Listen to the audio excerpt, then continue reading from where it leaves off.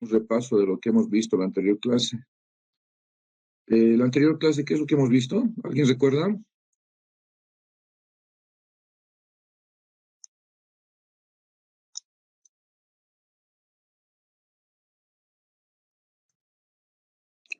Avanzamos en la anterior clase, primeramente fue ver lo que era un poco las brechadas asfálticas y los micropavimentos, si no me equivoco, y después vimos lo que era la capa de rodadura rígida, lo que es de hormigón, lo que la importancia de las juntas, la junta longitudinal y lo que después esas serían ingenieros de preparación y otro y que la junta también debería ser a 2/3, si no me equivoco, del espesor de la capa de rodadura.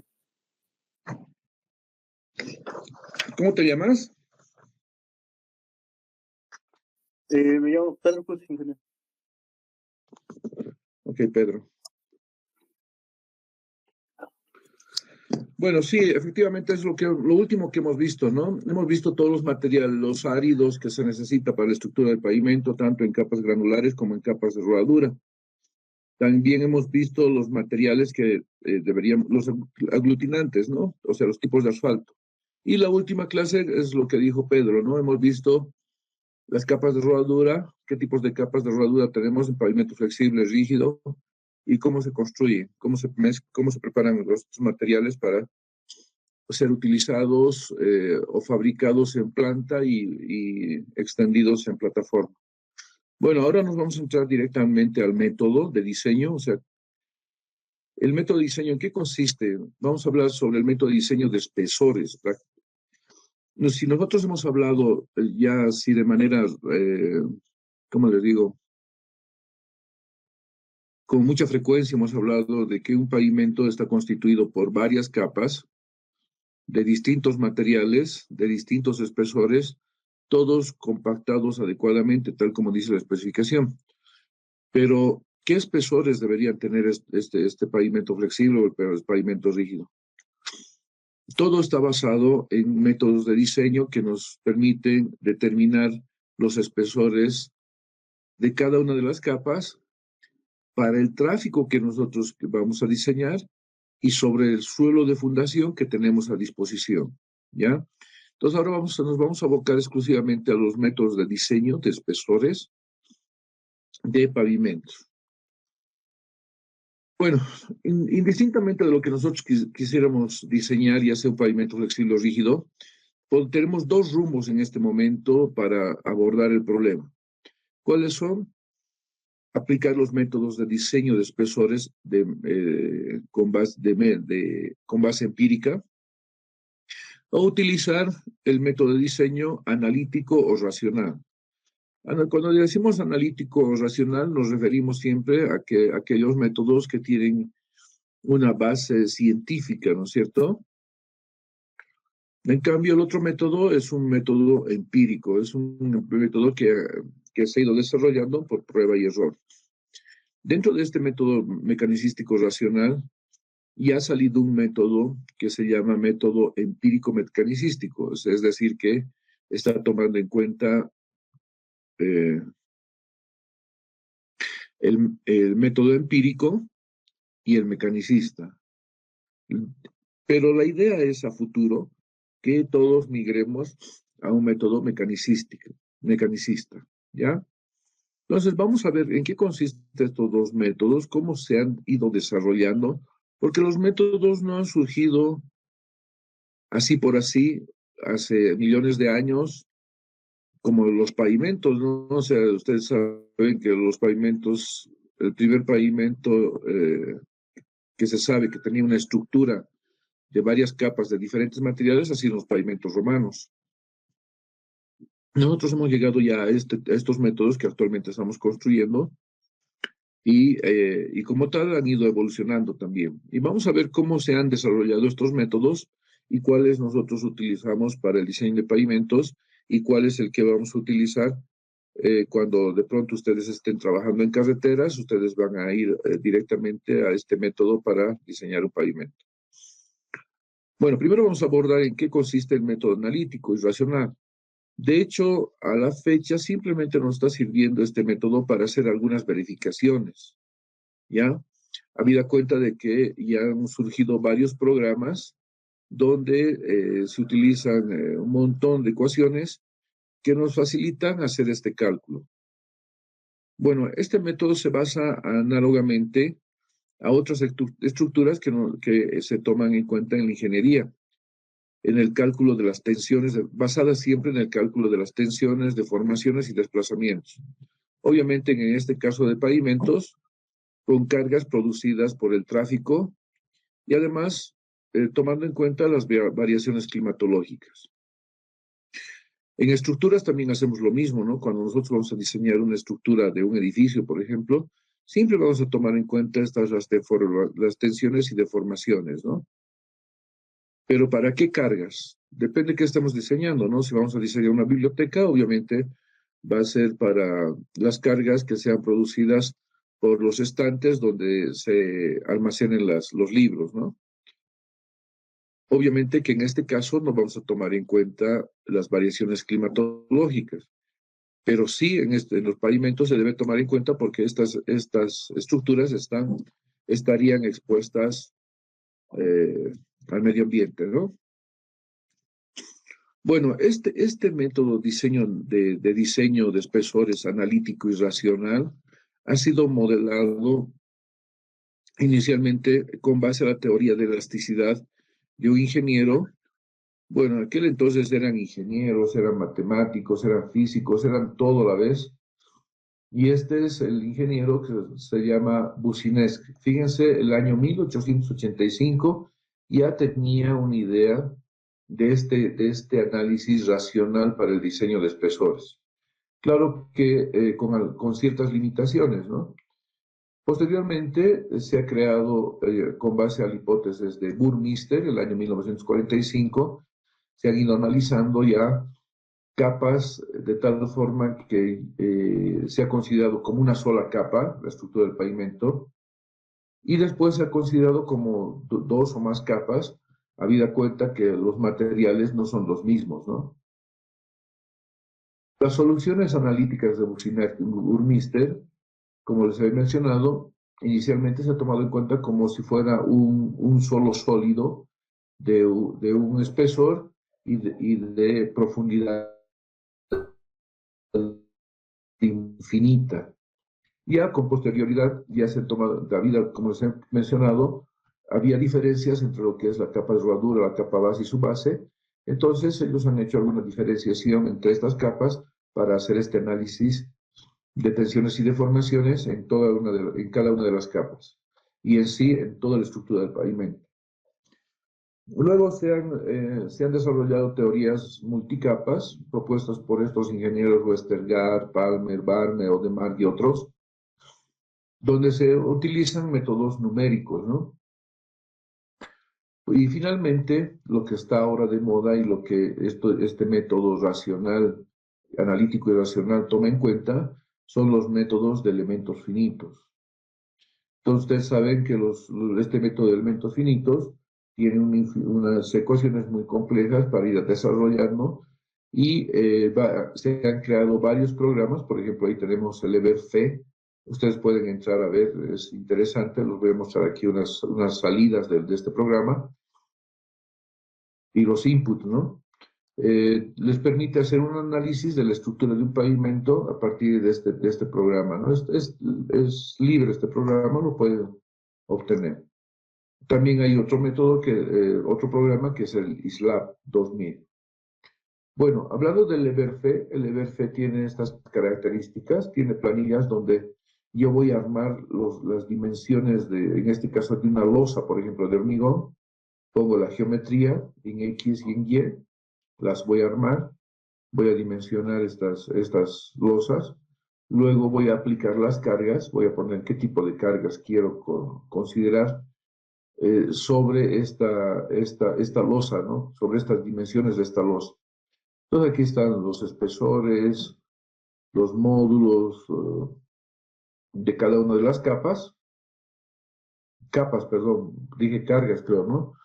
Me refiero más bien a las capas de la estructura del pavimento. Entonces, los espesores de cada una de las capas, sus módulos de elasticidad de cada una de las capas, y vamos a ir poniendo una a una las características de cada capa. Luego se hace una configuración del eje que quiero analizar. En este caso, sale un cuadro de diálogo donde voy definiendo qué anchos, qué área de contacto va a tener una rueda, ¿no? Y aquí está, por ejemplo, un eje trident. Si se fijan, aquí tienen 1, 2, 3 ejes. Cada eje tiene 2 ruedas a cada lado. Y además sabemos qué carga va a tener, qué presión de la llanta va a tener y esos detalles. Posteriormente ponemos las temperaturas de las capas y sobre estas capas, sobre qué tipo de suelo de subrasante está apoyado. Entonces, con todo eso, les voy a mencionar que esa es una prueba, un input para lo que es una losa de hormigón. Entonces, tengo aquí las losas de hormigón, tengo las barras de transferencia de carga, tengo las barras de amarre, y estas partecitas que ustedes ven acá, lo voy a tratar de mostrarles. Estas partecitas son los ejes. Este sería un eje trident, este sería un eje simple de rueda doble, y este es el eje delantero del vehículo. Entonces aquí supuestamente está apoyado un vehículo con este tipo de ruedas, ¿no? Entonces lo que se hace es un análisis de tensiones y deformaciones en dirección X. Aquí dice en dirección X. Podemos hacer en la dirección Y. Entonces aquí están las ruedas. Fíjense cómo van variando las tensiones en las losas de hormigón. Y aquí están los valores, ¿no? ¿Qué valores tenemos? Podemos también tener la deflexión de la losa, fíjense, en 3D. Aquí en este lado en este sector estaban los ejes trident, aquí estaba el eje simple, simple de rueda doble, y aquí estaba el eje direccional. Entonces ahí se puede apreciar cuánto se ha deformado. La deformación recuperable, obviamente, ¿no? No la deformación permanente. No, es así como funciona ahora el análisis de tensiones y deformaciones en las estructuras tanto de pavimento flexible como rígido, tomando en cuenta siempre los conceptos de análisis de tensiones y deformaciones. Bueno, si bien lo que les hemos mostrado antes de este capítulo está recién entrando con fuerza, por el hecho de que al momento ya tenemos muchas herramientas, podemos hacer una infinidad de cálculos en una computadora, y no hay ningún inconveniente de procesar esta información, tomando en cuenta este concepto analítico pero simplemente nos está sirviendo para hacer algunos análisis pequeños respecto. Pero sí hay varias pruebas, ¿no? Lo que sí nosotros vamos a ver en este módulo es el método empírico, método de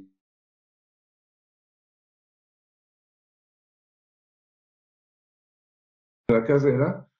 Probablemente, como les digo, van a estar yendo a trabajar y de pronto van a hacer un diseño del pavimento utilizando este método.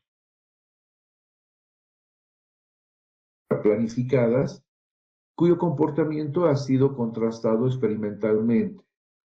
¿Qué quiere decir? Que en este método de diseño empírico se han diseñado varios espesores varios pavimentos con espesores de variables, y lo que se ha hecho ha sido analizar el comportamiento de este pavimento ante las aplicaciones de cargas. Este método, como les he mencionado, es el más conocido, el ampliamente usado a nivel mundial, y lo puedo decir con seguridad que es a nivel mundial porque pensé que ahora que hay empresas chinas, pensé que ellos tenían su propio método, pero hasta ellos andan utilizando el método ASTO para hacer el diseño de pavimentos. ¿En qué consiste el diseño el método de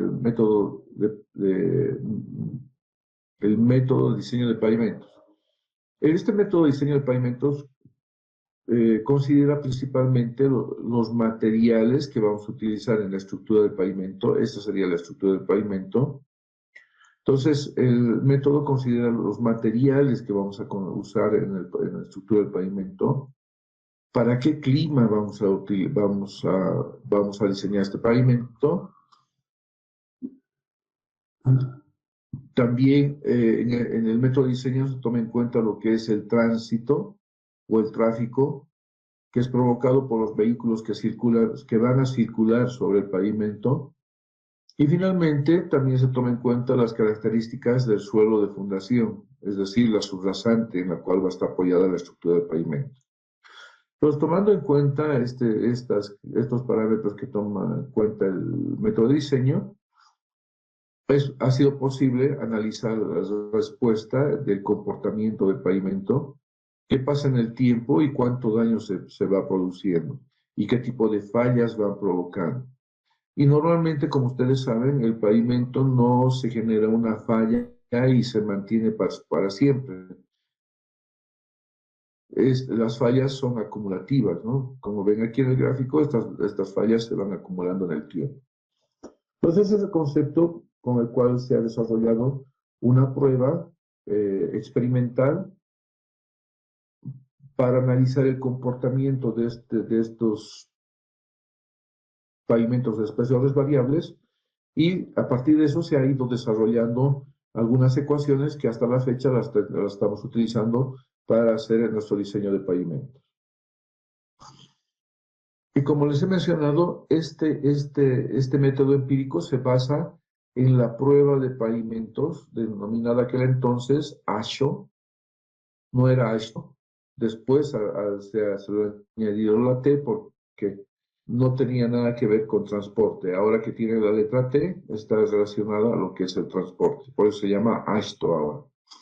El método de diseño de espesores de pavimento flexible y rígido está basado en los resultados obtenidos de la prueba de carreteras concebida y promovida, dice, gracias a la organización que ahora la conocemos como ASHTO. ¿Qué es lo que han hecho en qué consistía esa prueba? Esta prueba ha consistido o se ha planificado de la siguiente manera. Se ha hecho un estudio, se ha planificado esta prueba durante 5 años. Durante 5 años. Quiero que lo tengan bien claro esto. Durante 5 años se ha hecho la planificación de esta prueba. Una vez terminada la planificación de esta prueba, imagínense 5 años, es prácticamente como una carrera de ingeniería civil. Entonces ellos han hecho esa planificación durante 5 años.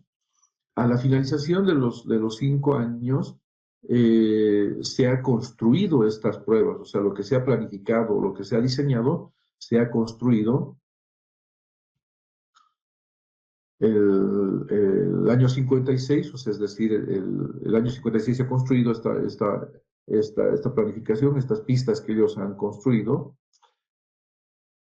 Y hasta el año, entre el año 58, o sea, la construcción habría durado 56, 57, 58. 2 años se ha construido estas pruebas, en estas pistas. Primero vamos a hablar de unas pistas, ¿ya? Porque eso es lo que han construido en esta prueba. Y desde el año 58 al 60 se han aplicado cargas sobre la superficie de este pavimento. Y el año 61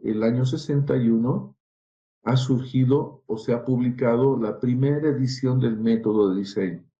Como verán, la planificación se ha iniciado en 51 y como resultados, que es lo que estaban buscando, editar o promover o publicar el método de diseño, ha sido después de 10 años.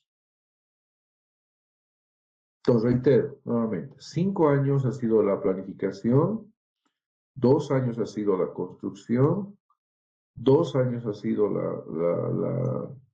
la aplicación de cargas, y un año ha servido para la edición del método de diseño.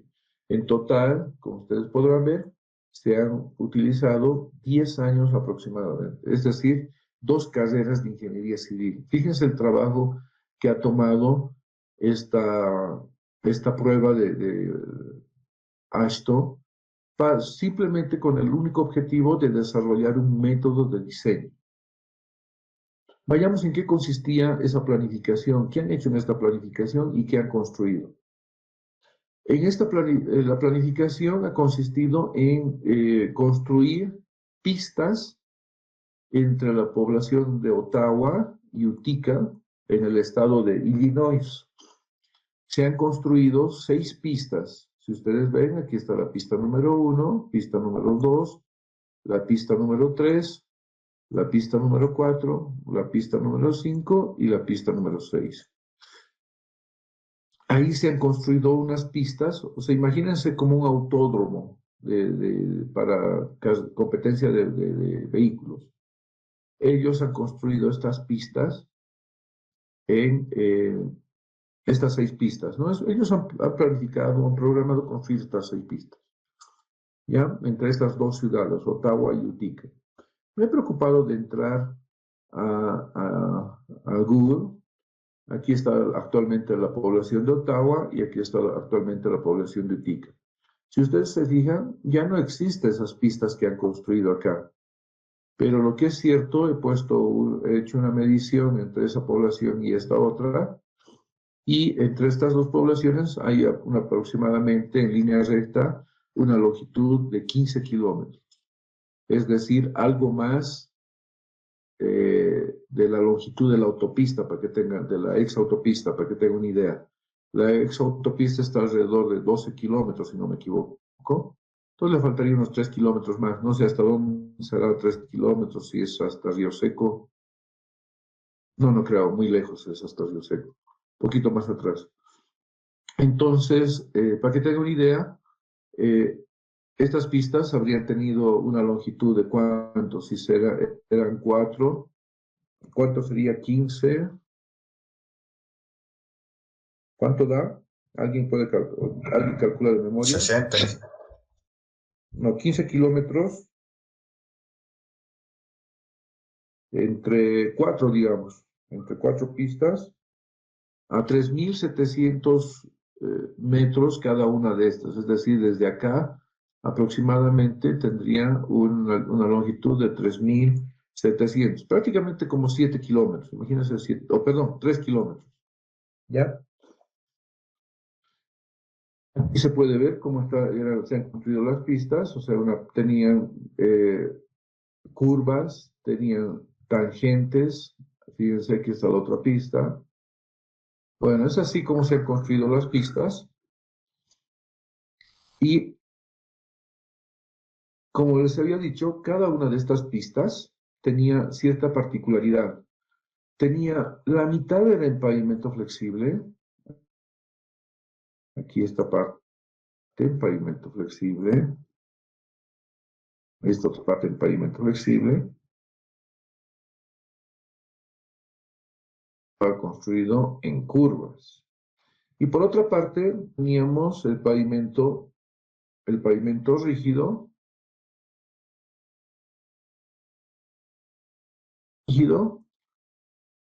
También tenemos en tangente pavimento rígido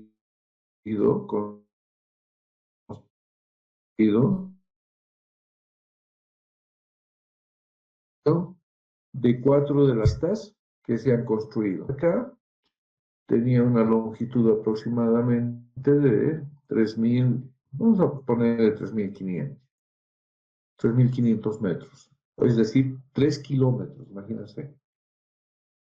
¿Ya? Bueno, la que he mostrado eran las pistas de la 3 a la 6. La pista número 2 tenía esta configuración y la pista número 1 tenía esta otra configuración. ¿Ya? Entonces, como se ve acá, la mitad era de asfalto y la otra mitad era en pavimento rígido, tanto en la pista 1 como en la pista 2 y de la 3 a la 6.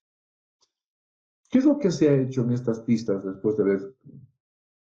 Lo que se ha hecho lo siguiente. La pista número 1 se dejó sin cargas, o sea, es decir, se ha construido estas pistas, pero no han circulado vehículos sobre estas pistas.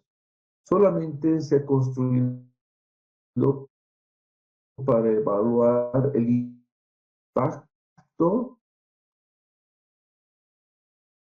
del medio ambiente sobre el pavimento, sin que circule. Obviamente que nosotros sabemos por la aplicación de cargas y también por el medio ambiente.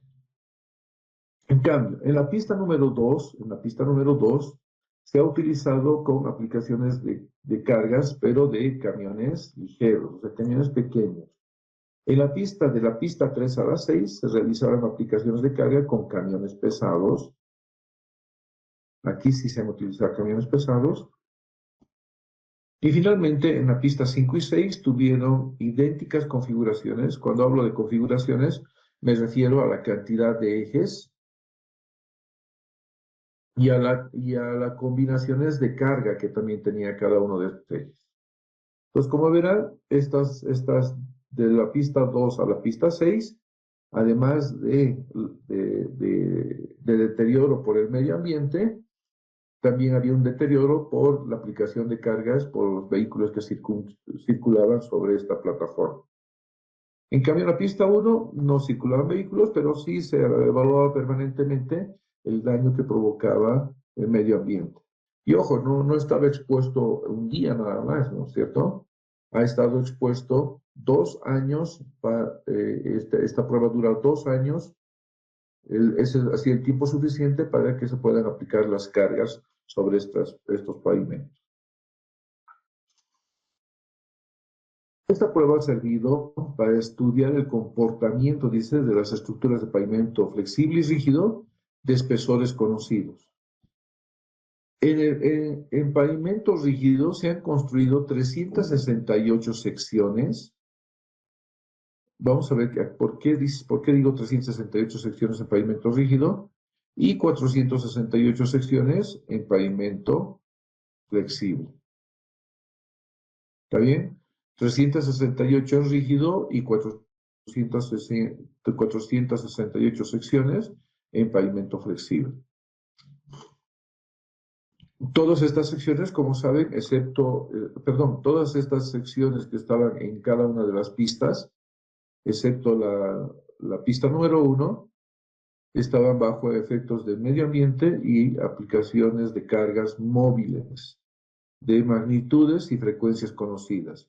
Magnitudes me refiero al peso de los vehículos y frecuencia a la cantidad de aplicaciones que se daba al pavimento. Entonces, cuando hemos hablado de secciones, por ejemplo, suponiendo que esta es la pista número 3, tenía la sección 1 en pavimento flexible, la sección 2 en pavimento flexible, la 3, y así sucesivamente hasta llegar a la sección 368. Es decir, había 368 secciones en las 6 pistas. ¿Ya? Supongamos que hemos comenzado acá. Cada seccioncita tenía cada pista estaba dividida en varias secciones hasta llegar a 368 secciones para el pavimento flexible. Ya, lo propio en el pavimento rígido, ¿no? Comenzaba con la sección 1, la sección 2 y así sucesivamente hasta llegar a la sección 468. Ojo, no son 468 en esta pista, tampoco 368 en esta pista. Son 368 en las 6 pistas y 468 en las 6 pistas. ¿Ya? ¿Qué características tenían las secciones de las que estamos hablando? Estas secciones acá. Las características eran estas. Por ejemplo, para el pavimento flexible, cada sección, por ejemplo, esta podría ser la sección 1, esta podría ser la sección 2, y así sucesivamente, La sección 1 tenía una base, una capa rodadura, por ejemplo,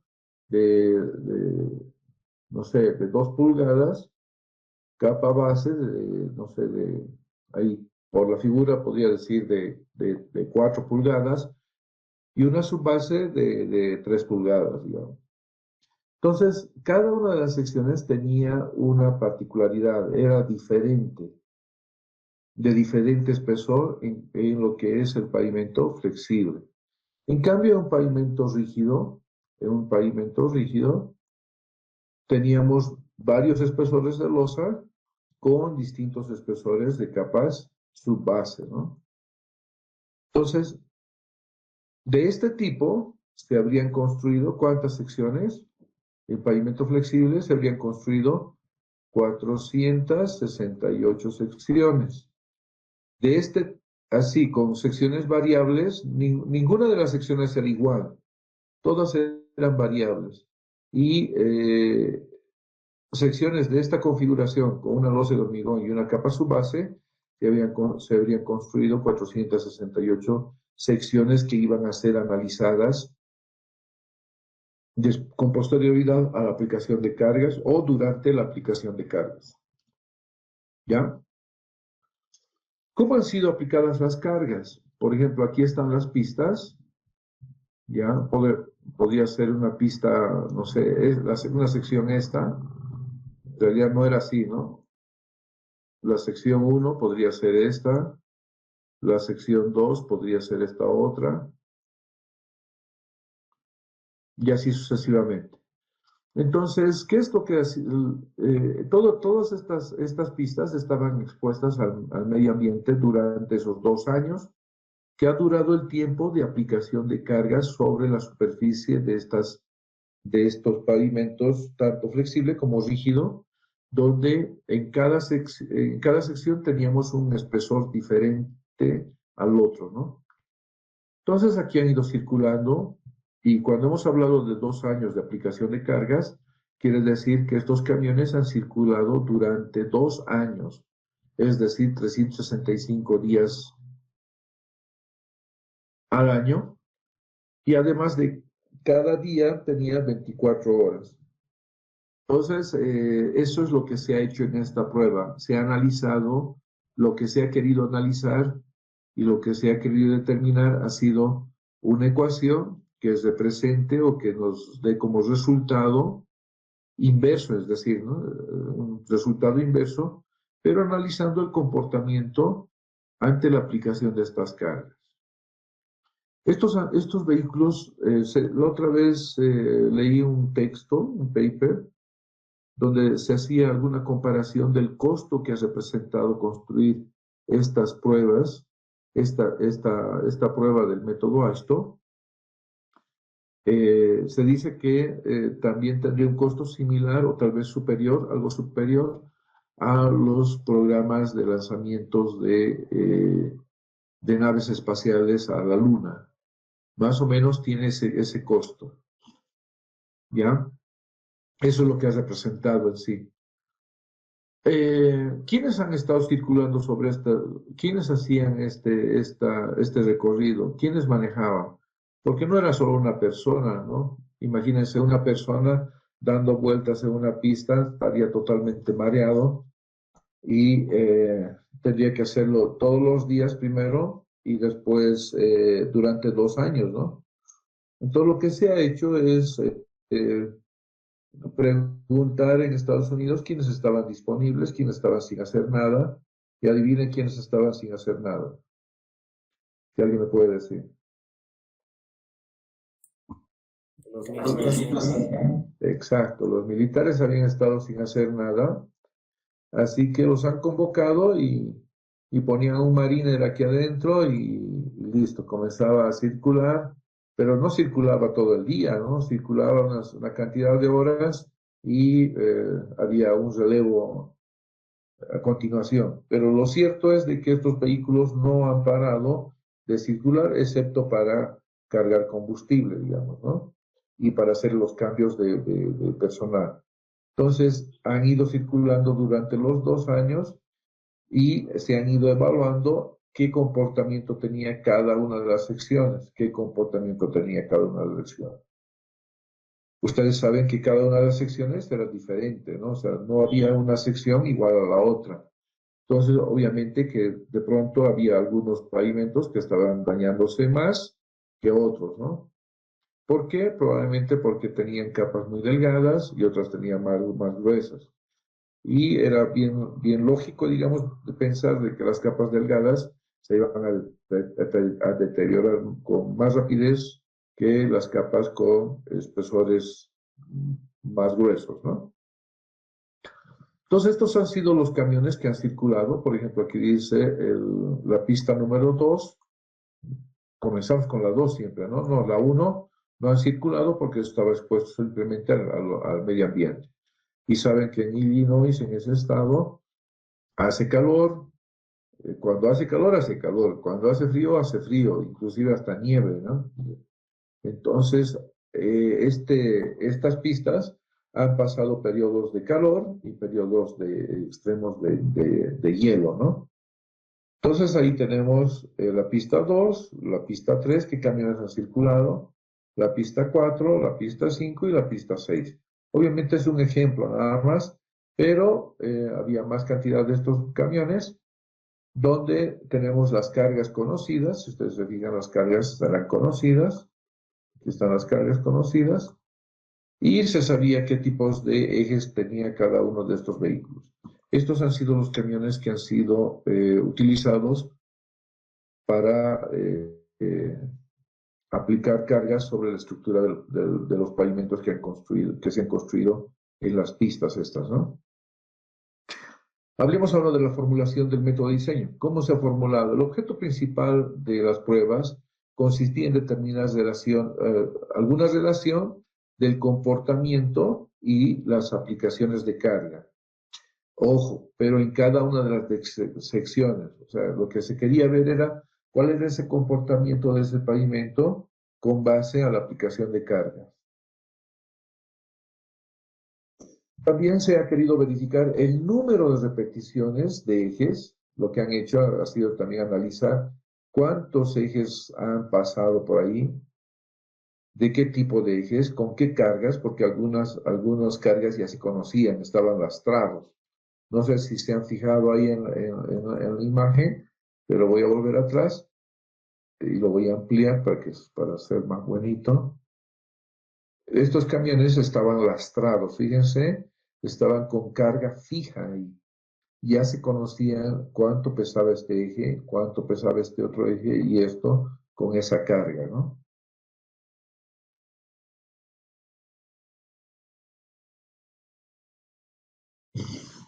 Entonces, lo que les decía, se ha analizado el número de repeticiones de ejes con carga de diferente magnitud y diferente disposición. Magnitud me refiero a las cargas, las que habíamos visto, ¿no? Si bien había un eje simple, ese eje simple podía tener una carga X y en otra pista el otro camión tenía una carga Y. Entonces eran diferentes magnitudes. Disposición, me refiero, algunos ejes eran de 2 ruedas, otros de rueda simple. Y lo que se ha querido analizar ha sido el número de repeticiones, o sea, mejor dicho, al revés. Lo que se ha querido analizar es el comportamiento de los diferentes espesores ante el número de aplicaciones de carga. Ojo, se conocían la capa base, conocíamos qué características tenía la capa base, todos ya tenían las mismas características, porque lo que queríamos era desarrollar un método de diseño de espesores, ¿no? Por lo tanto, no habría que no era necesario poner variaciones en calidad de los materiales de las capas base y subbase. Me refiero en varias secciones, ¿no? O sea, lo que se ha hecho aquí es utilizar las mismas capas base y subbase en todas las secciones, ¿no? De tal manera que eso esté constante y lo que sea variable sean los espesores. Los factores que tuvieron mayor peso en la determinación de la capacidad de servicio, cuando estoy hablando de la capacidad de servicio me refiero a la capacidad de servicio que brinda un pavimento al usuario. Y esa ha sido la medición. O sea, cuando hablo de capacidad de servicio, es la calificación que le doy al pavimento como usuario, ¿ya? Pero ¿qué factores han incidido en esta capacidad de servicio? O sea, yo tenía que dar una calificación, pero ¿qué factores? ¿Qué es lo que se ha ido percibiendo en estas secciones de pavimento que han sido construidas en cada una de las pistas, ¿no? Uno de los factores ha sido la variación del perfil longitudinal. Quiero que lo tengan claro esto, para mañana vamos a retomar. La variación del perfil longitudinal ha sido uno de los factores importantes para la calificación de la capacidad de servicios, es decir, la capacidad de servicio que brinda al usuario en un pavimento, ¿no? Otro ha sido las mediciones de aspereza, otro factor ha sido las mediciones de aspereza del pavimento. Por otra parte, también se ha tomado en cuenta el promedio de ahuellamiento que se ha ido generando, promedio de ahuellamiento, aspereza habíamos dicho, el agrietamiento severo, o sea, las medidas de agrietamiento, y finalmente los baches que se habrían generado. Entonces, estos han sido todos los parámetros, para asignarle una calificación al pavimento. O sea, no a todo el pavimento, no a toda la sección, sino a una determinada sección. ¿Ya? Pero esos han sido los factores que han incidido en la capacidad de servicio, en la calificación que yo le quería dar al pavimento. Las mediciones físicas de las secciones pruebas se transfirieron a fórmulas. Estas mediciones físicas han sido traducidas o transformadas a fórmulas que podían nuevamente darnos valores numéricos de la capacidad de servicio. Entonces, lo que se ha desarrollado en este método ha sido, estas mediciones físicas han logrado generar fórmulas de tal forma que podíamos verificar los valores numéricos de esta capacidad de servicio. Estos valores han sido graficados, tanto como comportamiento como aplicaciones de carga sobre las pistas. Estos son los tres comparaciones que se han analizado. Se han analizado desde el punto de vista de aplicación de cargas, o sea, cuántas cargas han soportado una sección en esta pista, ¿no? Esa ha sido una de las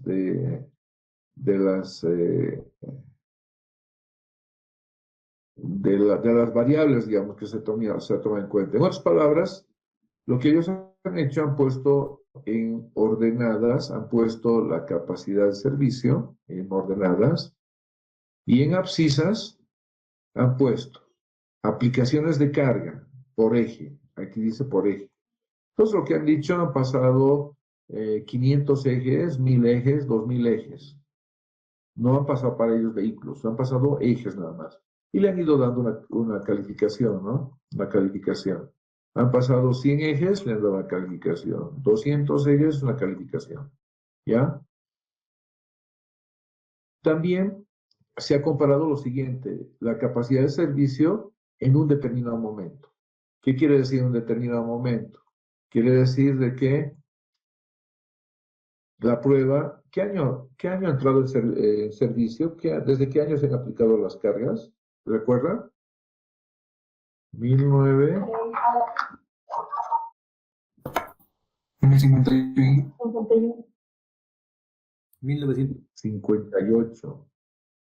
El 51 han comenzado a hacer la planificación. No había todavía pistas construidas. Entonces, el año 1958 se había terminado la construcción. Ha pasado el año 59 y hemos llegado al año 60, ¿no? ¿Así era? Sí, sí. Ya. Entonces, lo que ellos han comparado también es la capacidad de servicio en cada una de las secciones, pero en un momento determinado. Es decir, yo podía ir en julio, decir en julio del 58, ¿cuál era mi capacidad de servicio?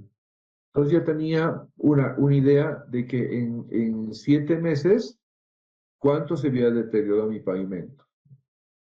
O sea, en este caso era mi comparación entre el tiempo y la capacidad de servicio. Y aquí arriba hemos dicho aplicaciones de carga, que era diferente, ¿no? Hemos pasado 500 ejes y cuánto se había dañado. Entonces, han graficado esos dos. Y finalmente lo que han hecho ha sido también una comparación de la capacidad de servicio versus la capacidad de servicio, pero este sería del pavimento flexible y este sería del pavimento rígido. Entonces han hecho también una comparación de capacidades de servicio en función del tipo de pavimentos. Y aquí vamos a ver un gráfico. Imagínense, este es la capacidad de servicio, la calificación que le han puesto al pavimento, la 5 sería la calificación máxima y 0 la calificación mínima.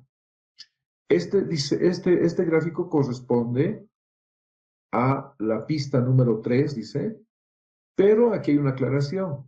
Corresponde a la sección 36. ¿Para qué? Para pavimento rígido. Y a la sección 4 del pavimento flexible.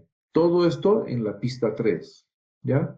Entonces aquí tenemos la primera comparación, capacidad de servicio versus aplicaciones de eje. Aplicaciones de eje. ¿Qué quiere decir?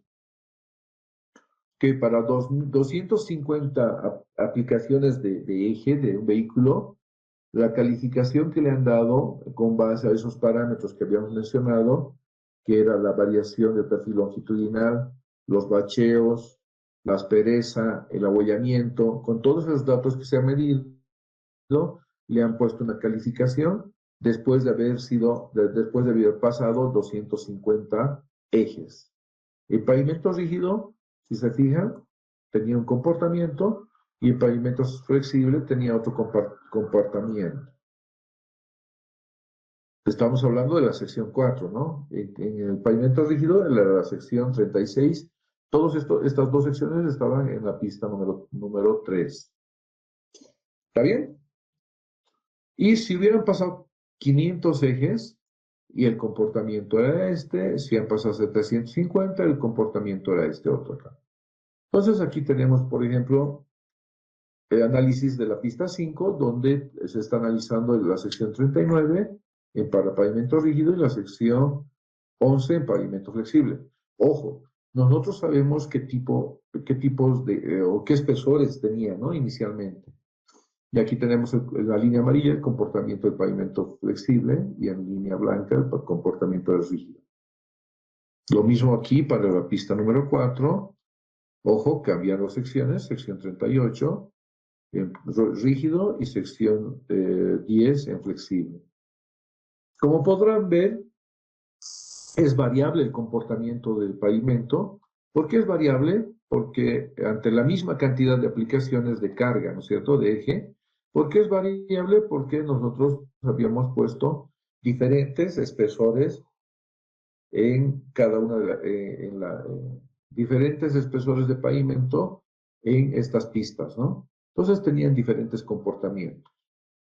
Entonces, esta es la primera comparación que se hace, que ya les había mencionado aquí atrás, que es la comparación entre aplicación de cargas de eje y capacidad de servicio, ¿no? También ahí en ese mismo eje podemos ver esta comparación, ¿no? Tendencias hacia la capacidad de servicio versus capacidad de servicio. Es decir, aquí estamos comparando las dos capacidades de servicio, ¿no? De un pavimento flexible y de un pavimento rígido. Y cuando hablamos de comparación de capacidad de servicio de la sección en un determinado momento, es decir, julio, agosto, lo que sea, nos referimos a este tipo de análisis. Tenemos el gráfico para pavimento rígido, Y aquí tenemos el gráfico para pavimento flexible. Entonces ha comenzado, hemos dicho que en noviembre del 58, en noviembre del año 58, ha pasado todo en los 59 y ha llegado a noviembre también, pero del año 60. Entonces, aquí podemos ver una sección X y podemos ver el comportamiento de un pavimento flexible y de un pavimento rígido. Bueno, esas son las comparaciones que ellos han hecho para ir desarrollando las ecuaciones que a la fecha estamos utilizando para determinar espesores de una estructura, de un pavimento. Así como la prueba esto, dime. La anterior diapositiva, ¿lo podría mostrar, por favor? No, la anterior, la que era oscura. Pero ahí, ¿por qué compara directamente esas dos? O sea, la de la sección 4 y la sección 36.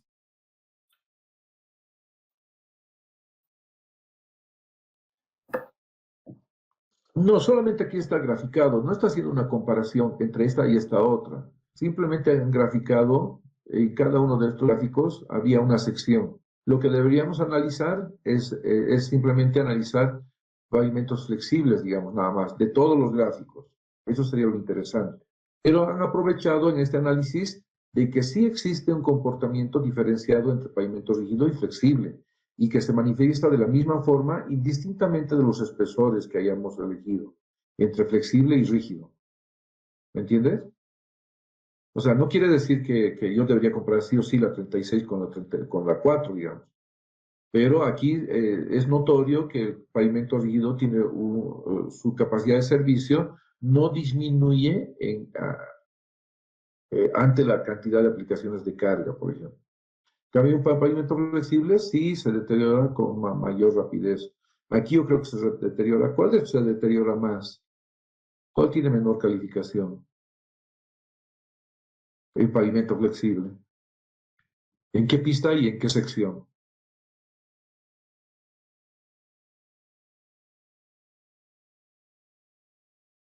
Una sección, ¿No te he escuchado? una sección 10. ¿La sección 10? Pues sí, podría ser la 11, la 11 y la 10, ¿no es cierto? A mí me parece la 10 porque de pronto disminuye bruscamente acá, fíjense, la 11. Aquí no tanto, no va deteriorándose de a poquito, ¿no? Pero aquí hay una caída muy grande. Entonces, a lo mejor, si yo comparo entre esta sección 11 y la 10, obviamente quizás la 11 tenía unos espesores menores, por eso que ante la misma cantidad de aplicaciones de carga, como en este caso 350, por ejemplo, tiene diferente comportamiento, ¿no? Entonces, eso es lo que han analizado ellos. Han analizado la capacidad de servicio y la cantidad de aplicaciones en cada una de las secciones, ¿no? No es que sí o sí tenía que comparar la 36 con la 4 y aquí la 39 con la 11, nada. Simplemente lo que han hecho es, han puesto todas las pistas acá. Ojo, imagínense que todas fueran la 3 ahí. Pista 3, pista 3, pista 3, pista 3. Entonces, lo que han hecho ha sido colocar la cantidad de secciones que había en la pista 3, digamos. ¿Ya? Entonces, solo eso, no había nada más, no era... Pero sí, lo que es notorio es que la variación de la capacidad de servicio en rígido es muy poca respecto a los flexibles, ¿no? Ahora, no sabemos qué espesores tienen, ¿no? Habría que ir a la pista, a la sección, verificar qué espesor tenía. Por ejemplo, para mí, ¿cuál creen que habría sido una losa muy robusta? ¿Cuál creen que sea de mayor espesor de todo este análisis? ¿En qué pista está y qué sección? Pista 5, sección 39. Sexta, dice. En la mejor. 5, la A 5, ver, vean. A ver, vean bien.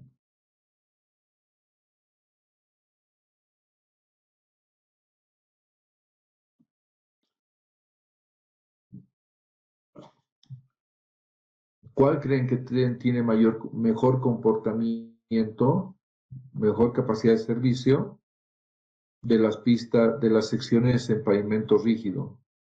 ¿En qué pista está y qué sección sería? En la pista 6, la sección 47 en G. Pista 6, la 47. ¿Hay alguien que dice otro lo contrario? ¿O tú crees que esta es la que tiene mejor? Sí, sí, en G, porque casi tiene un comportamiento lineal, horizontal. ¿Otro? Ingeniero, yo pienso que es en la pista 4, en la sección 38. Sí, ¿no? Fíjense la capacidad de servicio, o sea, tiene calificaciones menores a 4.5, fíjense, 4.5, menores.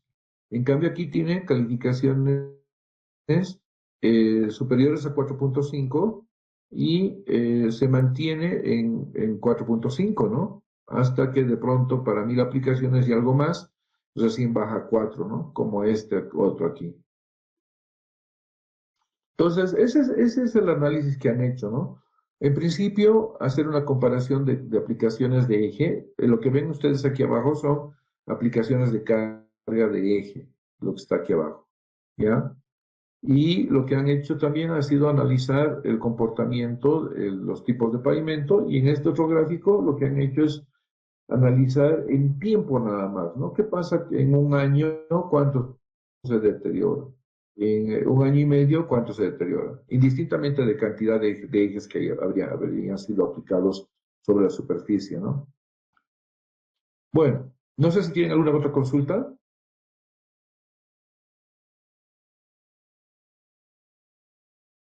Así como la prueba esto, en muchos países se han desarrollado pistas. Fíjense aquí en una pista donde tiene tangente, tiene curvas, y en este sectorcito, lo que ven así como piano, se ha aprovechado de analizar cuántas aplicaciones de carga pueden resistir las pinturas. Y las pinturas tienen un espesor, tienen un calibre.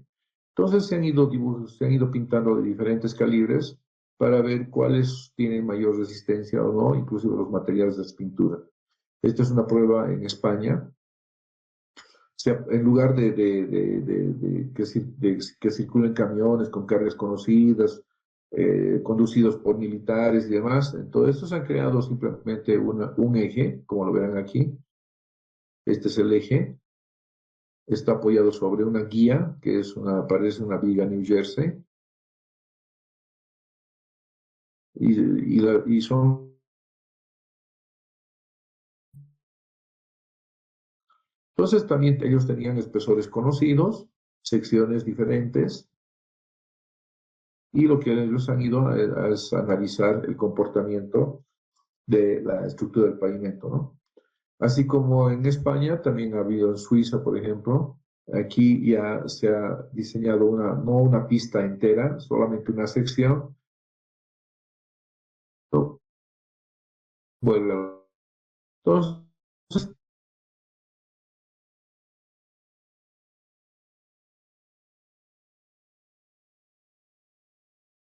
no me equivoco, fíjense, lo trasladan a la sección 2 y ya sobre esta sección. Ellos a la vez pasan 4, ¿no es cierto? Multiplicado por 4. Entonces aquí están los ejes y aquí están las pistas, ¿no? Pero lamentablemente que en este caso solo se está analizando el comportamiento del pavimento en curvas, ¿no? No hay donde te pasa un eje estándar, viene de atrás, adelante, aquí están las secciones, y la ventaja es que esto está, como les digo, es cerrado y tiene espacios para generar un microclima, ¿no? O sea, de acuerdo al tiempo, al calor que tiene o al frío que tiene, ¿no?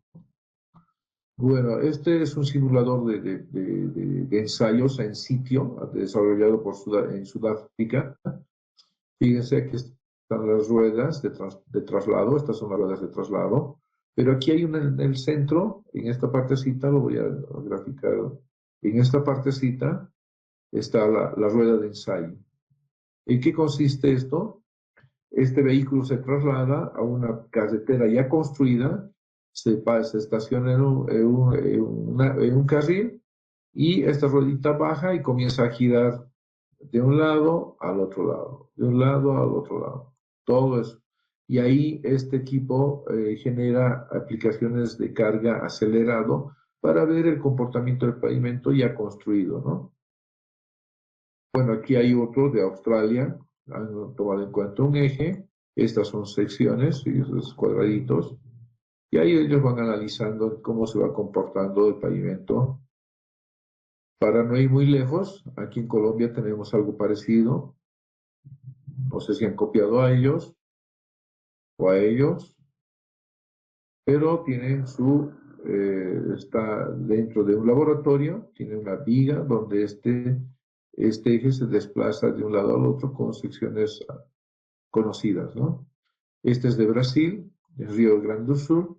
Lo que han hecho no es tenerlo encerrado, más bien exponerlo a medio ambiente.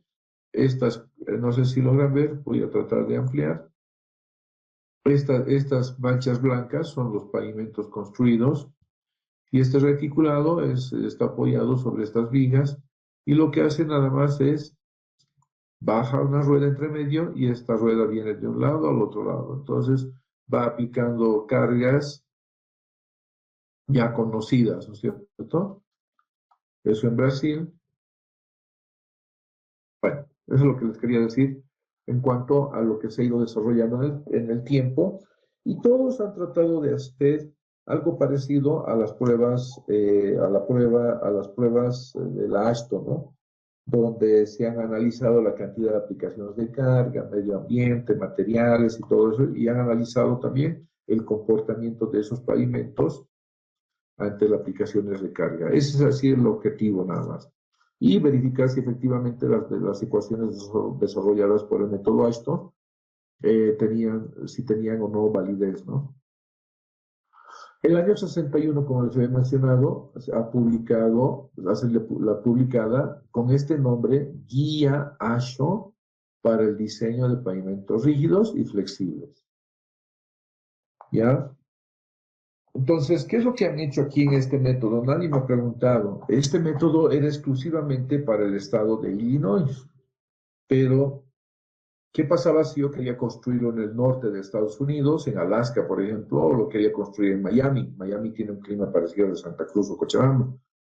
¿Qué pasaba si yo quería hacer esa construcción? Toda esta ecuación se ha desarrollado con base al comportamiento climatológico del estado de Illinois entre estas poblaciones de Utica y Ottawa. Entonces, lo que ellos han generado ha sido un factor regional, así lo han llamado. Entonces, cada estado, cada ciudad en Estados Unidos tenía su factor regional, que nada más era un factor de corrección, ¿no? O sea, les daba un valor en el diseño, como si lo hubieran estado haciendo en Illinois, pero utilizaban el factor regional de Miami, digamos, y le ponían un factor 0.9, 98, por botar un número. Entonces, lo que hacían era reducir los espesores con ese factor. Y si yo construía un pavimento en Alaska, entonces yo diseñaba con base a la ecuación que se había desarrollado en el método AASHTO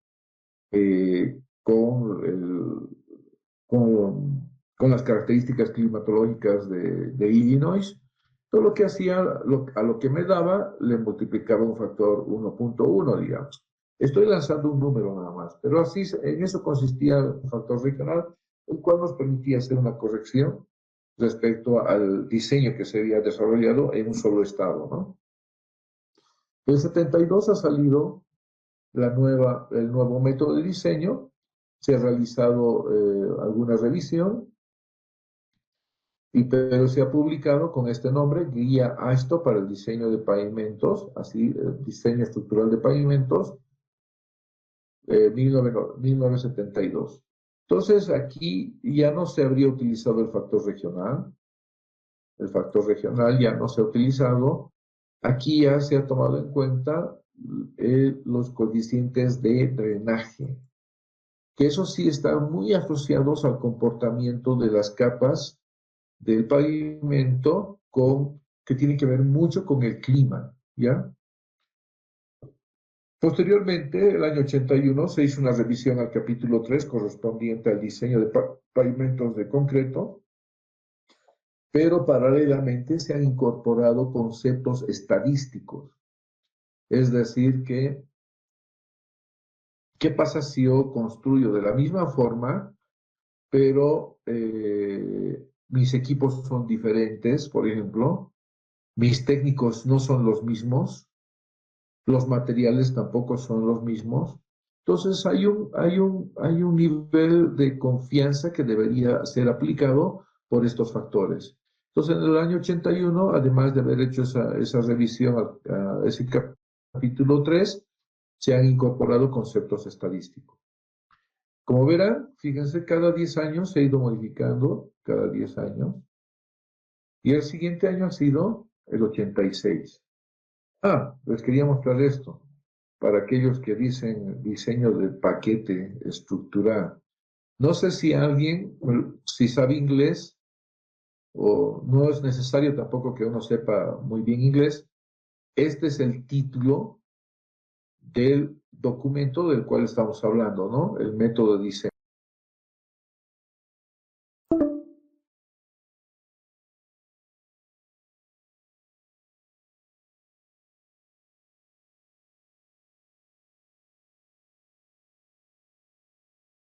Esto para el diseño estructural de pavimentos, ¿no? Creo que así sonaría mejor. Guía esto para el diseño estructural de pavimentos. Como verán, es tan sencillo traducir que en ninguna parte de esto, por más que uno no sepa inglés, va a traducir paquete estructural, ¿no? Así que están advertidos. El que de pronto me escriba paquete estructural en cualquier examen, dese por aplazado. Entonces están a tiempo de corregirse y de corregir al que hable de esa manera. Bueno, había hecho el paréntesis.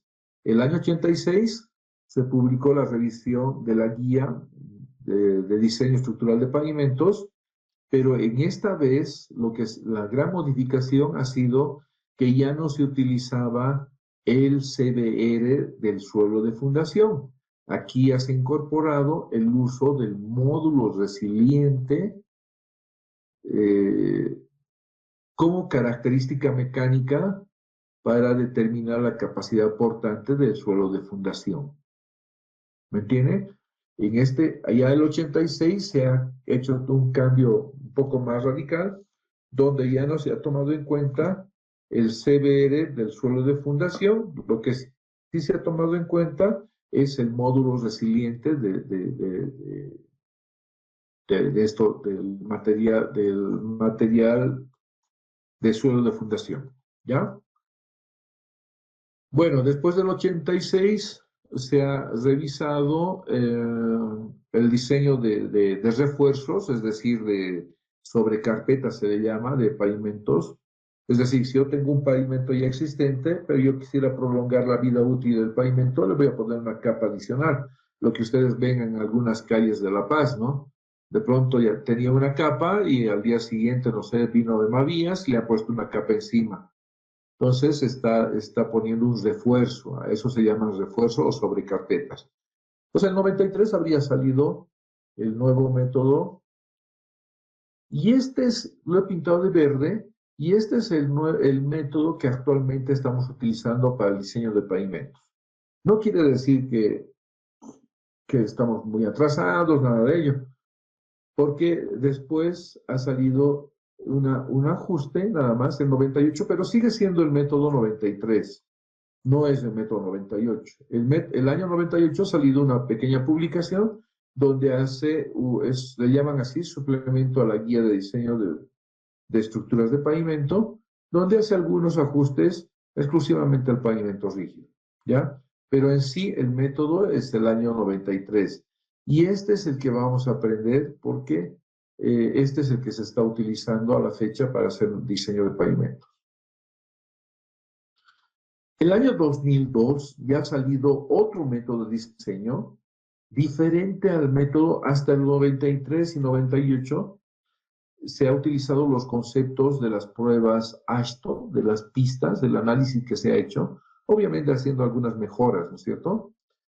Pero el año 2000 ha salido esta nueva guía, no sé si ustedes también lo pueden ver y lo pueden traducir. Tampoco aquí dice paquete, a ver, véanlo. No sé si alguien puede traducir.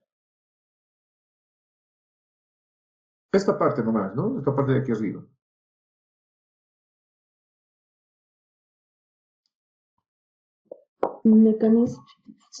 Mecanicístico empírico. Sí.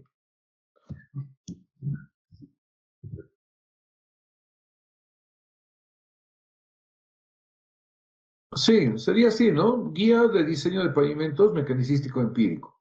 Ese sería el método, este es el nuevo método que ha salido, donde se hace una fusión del método empírico, o sea, del método que ha surgido el año 61 hasta el año 2002. ¿Qué han hecho los gringos? No hacen como en nuestro país, ¿no? O sea, alguien ha hecho algo, le cambian el nombre. No sé si ustedes han nacido cuando ha surgido el famoso bono dignidad que les dan a los de la tercera edad. Este bono ha surgido con el nombre de bono sol, bono solidario. Después vino otro gobierno, le ha puesto bono dignidad. Ha venido otro gobierno, le ha puesto bono no sé qué nombre.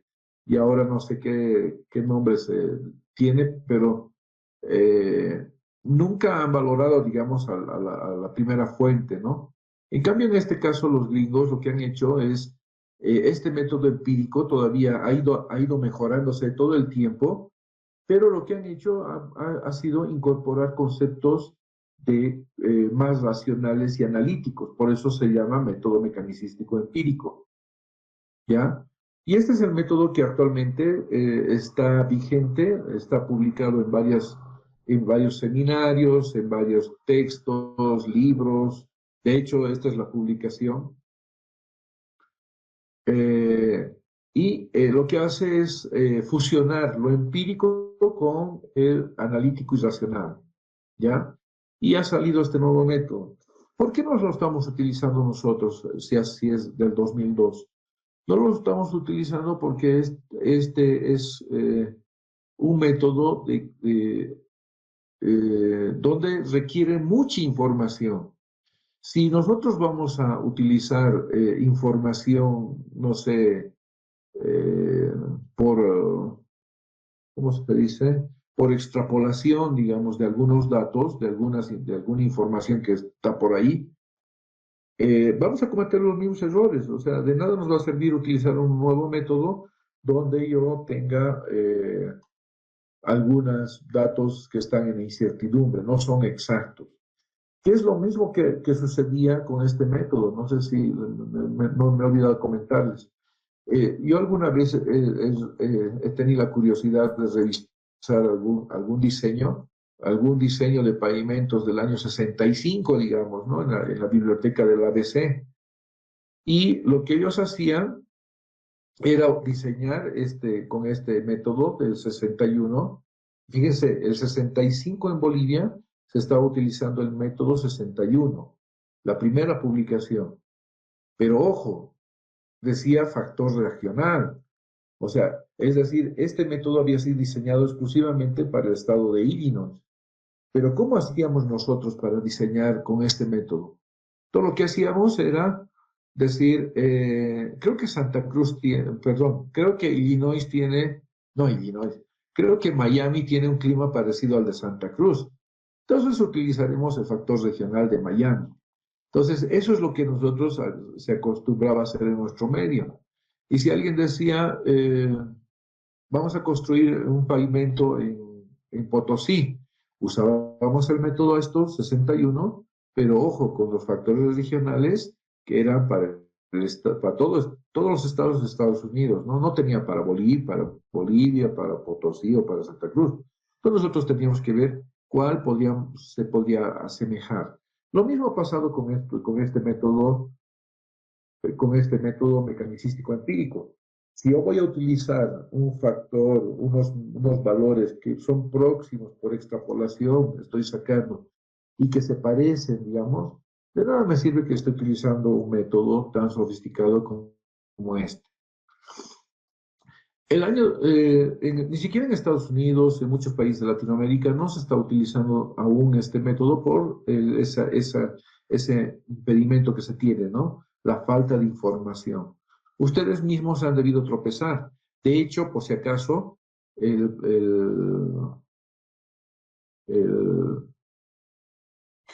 este método requiere información de estaciones del CENAMI. Y cuando ustedes han entrado a estaciones del CENAMI, han debido ver de que algunas estaciones estaban con información vacía, otras no estaban completas, otras recién tenían 3 años, y aquí se pide información de muchos años para poder utilizar este método, ¿no? Y de nada sirve que yo venga con información de una estación donde apenas se han registrado 3 meses, digamos, ¿no? Entonces, ese ha sido uno de los impedimentos. Ese uno, ¿no? No solamente ese. También hay que analizar los espectros de carga, que ya tiene otro concepto respecto al ASTO 93. Entonces, ese ha sido el impedimento por el cual hasta la fecha no se está diseñando ningún pavimento con este método. A pesar que en el 2008 ya se ha puesto todo el esfuerzo, se ha encomendado a una empresa preparar un programa, ¿no? Hacer una aplicación, de tal forma que sea mucho más fácil hacer los cálculos a través de un software, ¿no? Y eso ha salido el año 2008, y con algunas modificaciones que se han ido sugiriendo en el tiempo, ¿no? En Estados Unidos todavía no se ha aplicado al 100%, algunos estados tienen sus reparos. Una vez que esté consensuado por los 48 estados, creo que tiene Estados Unidos, recién va a ser un método oficial en Estados Unidos, ¿ya? Pero hay algunos que sí ya se están adelantando, obviamente, haciendo unas pruebas piloto, ¿no? Dicen que ha salido con algunas modificaciones adicionales el año 2015, eso lo voy a actualizar. El 2008 ha salido el programa, el 2015 ha salido nuevos ajustes a este método. Bueno, les he hablado del método ASTO, que es el método más común, el que vamos a utilizar y el que vamos a aprender en clases, pero no quiere decir que es el único.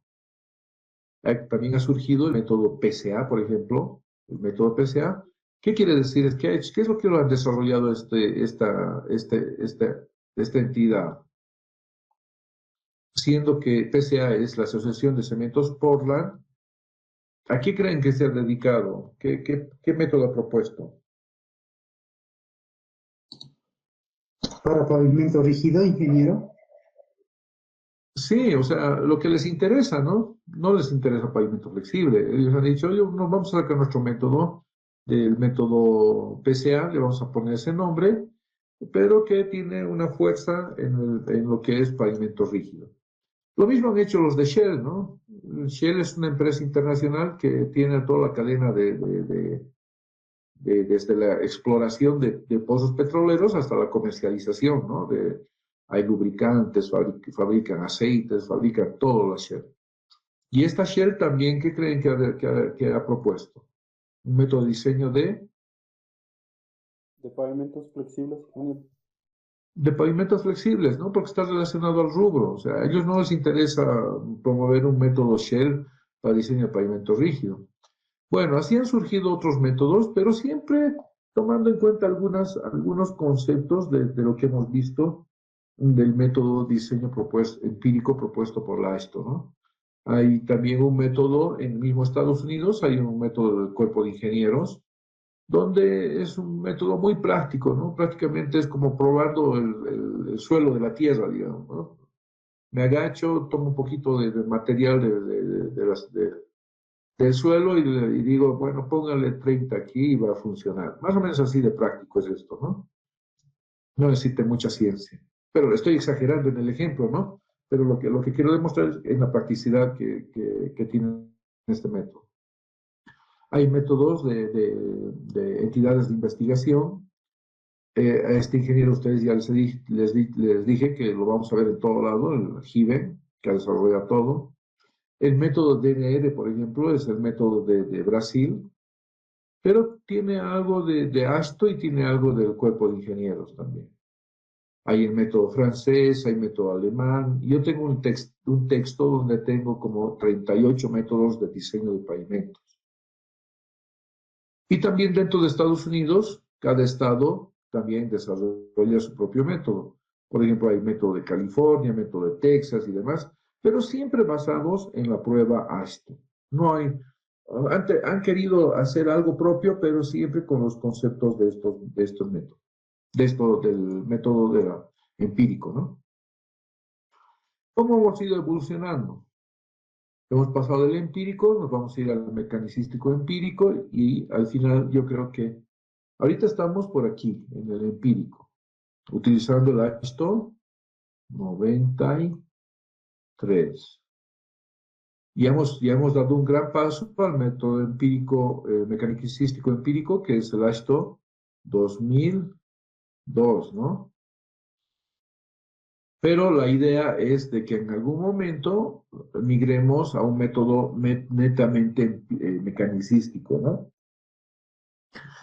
Bueno, está de más que lo haya escrito ahí abajo, pero cuando hablamos del método empírico nos referimos al ASTO 93. PCA está entre los dos, mecanicístico empírico y empírico.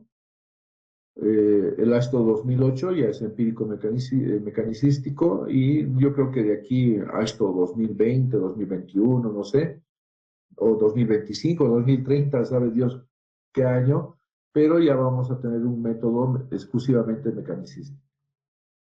¿Dónde nos encontramos nosotros? En la práctica actual nos encontramos acá, pero a futuro vamos a llegar acá. ¿Está bien? Bueno, muchachos, esto era lo que teníamos para hoy. Y como vayan, no sé si tienen alguna consulta mientras preparo un detalle para que sigamos con la clase. ¿Me preguntan, por favor? En Bolivia, ¿tenemos alguno de estos, digamos, simuladores de tráfico, como lo que había en Brasil o Colombia? Eso es pues lo que debemos hacer en nuestros institutos, pero creo que no sé qué pasa en nuestros institutos, estamos yendo a media máquina, no hay cuando despeguemos. Ya es hora de que hagamos nuestra propia investigación, haciendo este tipo de análisis, ¿no? Me gustaría ver en el laboratorio de Cotacota, por ejemplo, una pista ahí donde haya un eje que ande circulando todas las 24 horas y que se haga monitoreo, ¿no? Pero lamentablemente no tenemos, ¿no? Por lo menos en la UNSA no tenemos, siendo que es la mejor, ¿no es cierto? La mejor universidad. Imagínate en otras, no creo que haya. No, de hecho, no hay. Eso te aseguro. Pero está en las manos de ustedes. De pronto a alguien se le ocurre ser investigador en algún instituto y propone hacer esto. Claro, uno se va a envejecer ahí porque esto no es para hacerlo un mes, 2 meses, ¿no? Hay que hacerlo un buen tiempo de tal forma que nosotros podamos tener datos realmente muy representativos, ¿no?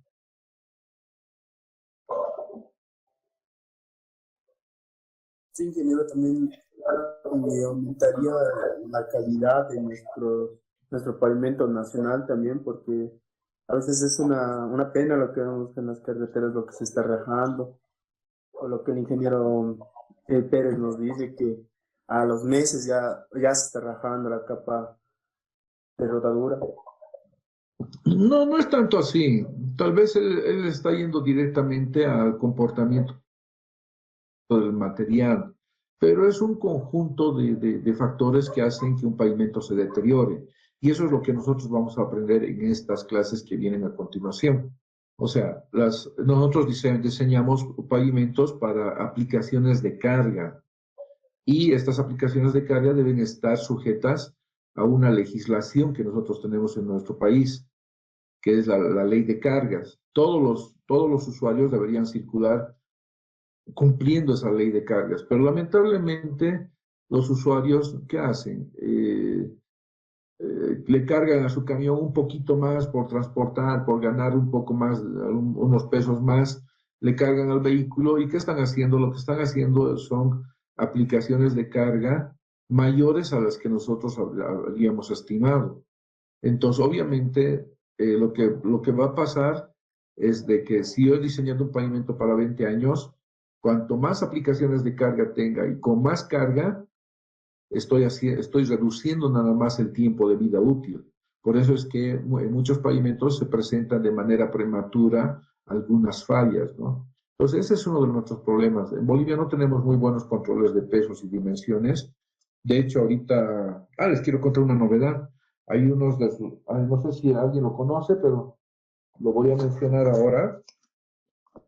El alumno de la UNSA, un compañero de ustedes de Ingeniería Civil, Wilson Cuevas Gutiérrez, si alguien lo conoce, Jimmy Jové Ramos, sin querer vinieron a dejarme su tesis y los estoy incorporando a que hagan su pasantía como supervisores de las estaciones de peaje y pesaje que se van a construir en Bolivia.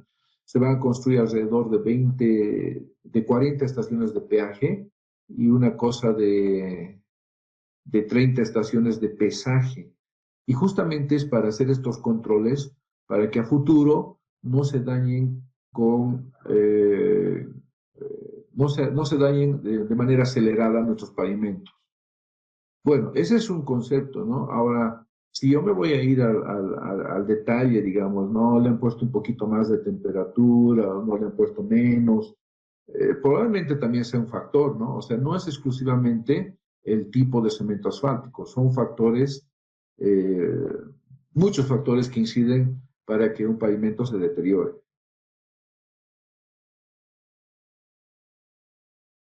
Esto de la ABC, ¿qué, ah, qué formas de diseño se permite, digamos?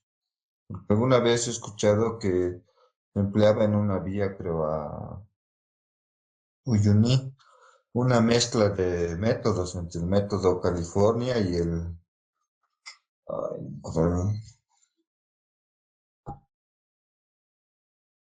¿Pero de qué? ¿De pavimento exclusivamente? Sí, ingeniero. No hay. Mira, les voy a compartir los términos de referencia. Los términos de referencia es el alcance que nosotros pedimos para cuando hacen el diseño de pavimentos. Y en ese alcance yo lo tengo a la mano eso. De hecho, con eso yo reviso todos los proyectos que se realizan de pavimentos especialmente, ¿no? Nosotros decimos que la ABC ha adoptado el método AASHTO 93 como método oficial para el diseño de pavimentos. Así están nuestros términos de referencia. Así que no creo que esté usando otro método, ¿no? Quizás por carreteras de bajo volumen de tráfico se utilicen métodos más sencillos, ¿no? Podría ser el método del Cuerpo de Ingenieros de Estados Unidos, que es muy práctico, no se requiere mucha información, pero sí va a servir para una carretera de bajo volumen de tráfico, ¿no? Pero para las carreteras de la red vial fundamental, sí o sí debemos utilizar el método AASHTO para el diseño. ¿Alguien más?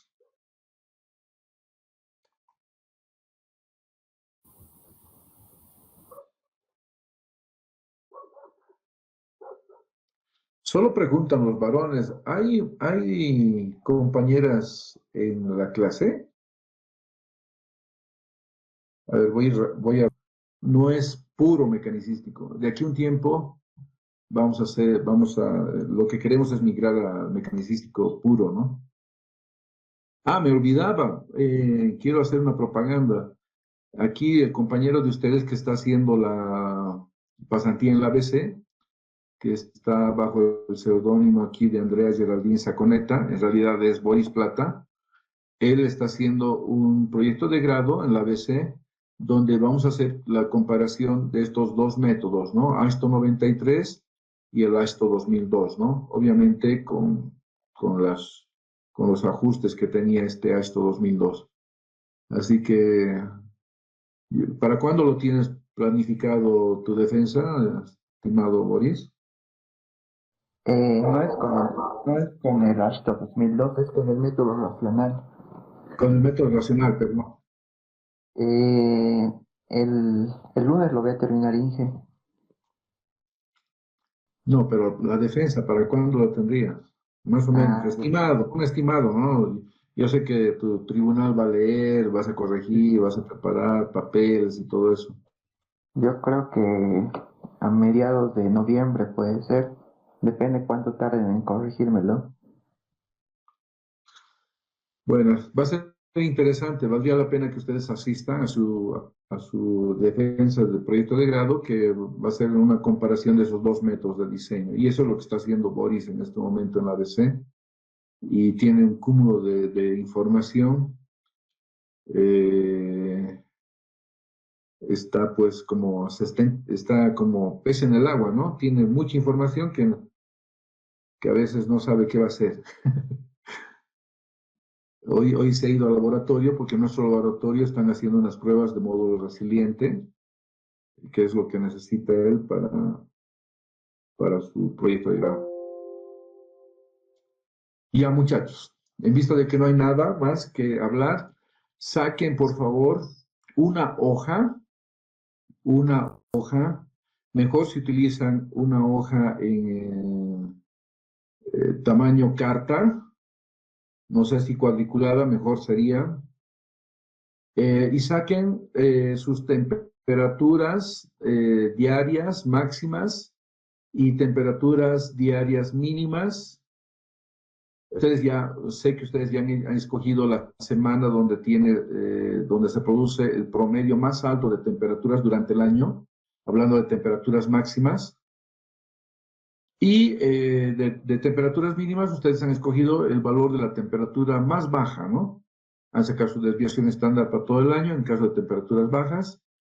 Y en caso de temperaturas altas, han sacado la desviación para las semanas donde se ha producido el promedio más alto. Entonces, por favor, saquen sus temperaturas, esos datos que les había pedido que saquen. Saquen esa hojita y vamos a hacer el ejercicio. Plantando a los que ya tienen listo, me van escuchando y los otros vayan buscando en sus cuadernos, donde tengan. Este es un mapa de Bolivia, donde hemos hecho un proyecto de grado, como ustedes podrán ver ahí abajo. Daniel Luis Amézaga Bejarano ha sido el que ha participado en su proyecto de grado. Lo que él ha hecho ha sido sacar información de estaciones del CENAMI y hemos hecho ¿cómo se podría decir? Una sectorización o regionalización de los tipos de cemento asfáltico que estarían recomendados para Bolivia. ¿Ya? Si se fijan por acá, el lugar más cálido es el Chaco cruceño, chuquisaqueño y tarijeño, es donde se producen las más altas temperaturas. Por eso se tiene un PG con 76. Y por otra parte, no es necesario para menores temperaturas, porque aquí las temperaturas mínimas, por ejemplo, ustedes han debido sacar, no sé si alguien me va a decir algo al respecto, pero en Santa Cruz, por ejemplo, creo que la temperatura mínima de un año debe ser menos, no llega a ser temperatura bajo cero. La temperatura mínima es 10 grados, 15 grados, inclusive en algunos casos. Entonces, por ese hecho, no es necesario suficiente con el -10 para poder cubrir toda esta área. En cambio, en el occidente, como podrán ver, 58 es el lugar más alto, pero aquí, a diferencia de este otro lado de la región de Bolivia, nosotros podríamos tener desde -10, -16, -16, y en Oruro es donde normalmente tenemos más frío, ¿no? Tendríamos que tener un tipo de cemento asfáltico con menos 22 grados de temperatura. ¿Ya? Bueno, muchachos, ya se cumplí los 3 minutos. Vamos a hacer entonces el ejercicio que quedó pendiente la semana pasada. Y quisiera que me acompañen, pero ustedes lo hagan con sus propios datos, por favor, sus propios datos. Entonces, ¿cuáles son los propios datos que ustedes tienen?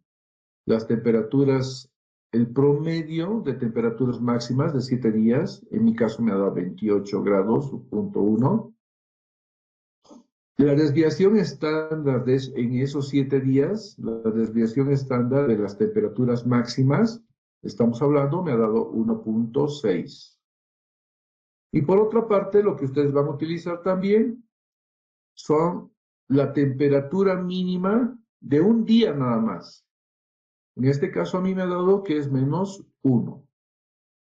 Y finalmente la desviación estándar de los 365 días donde se ha producido la temperatura más baja. ¿Perfecto? ¿Eso lo tienen o no? El dato que es importante es la latitud. La latitud es lo más importante que deberían tener. ¿Está bien? Sí, Ya. Entonces, lo que nosotros tenemos que hacer es convertir estas temperaturas primero a un nivel de confianza del 98%. Por ejemplo, para temperatura máxima del 98%, al 98% vamos a utilizar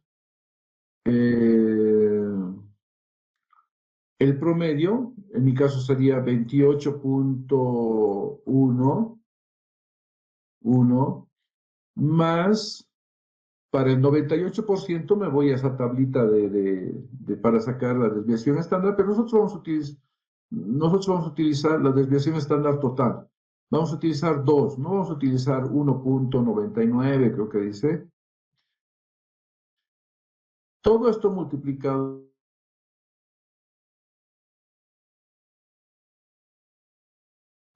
y media, 28, y este resultado me ha dado 31.3.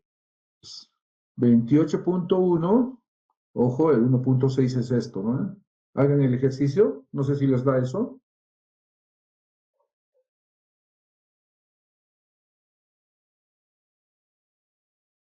Más 28.1. Les da eso, ¿cierto? Sí, ingeniero. ¿Se acuerdan que en la distribución nosotros nos tenemos que tomar el valor positivo, del lado positivo, ¿no es cierto? Porque aquí está mi media, aquí está mi 28, pero nosotros queremos al 98% del nivel de confianza. Por lo tanto, hay alguna temperatura que está por encima de mi media, por eso que tomo en cuenta el 98% de nivel de confianza que recomienda el método. En este caso, hay una temperatura que está por encima de mi media, por lo tanto esa temperatura es la de 31.3. Ya, en mi caso, no sé, hagan ustedes con sus datos en la hoja que les he pedido que hagan. Yo no voy a tomar el valor negativo, ¿no? Porque esto es más o menos 2 por la desviación estándar. Donde sí voy a tomar el valor negativo va a ser para este cálculo, porque me interesa del otro extremo. En el otro extremo tengo una temperatura, no es la media, pero es el valor menos 1. ¿Perfecto? Menos 1. Pero voy a tomar el lado positivo o el lado negativo. A mí me interesa el lado negativo. Al 98%, entonces, ¿cuánto más debería tener mi temperatura negativa? Calculen esto de la misma forma. Entonces aquí ponen menos 1, y en este caso vamos a utilizar menos 2 por la desviación estándar, que es 2.5. ¿Cuánto les da eso?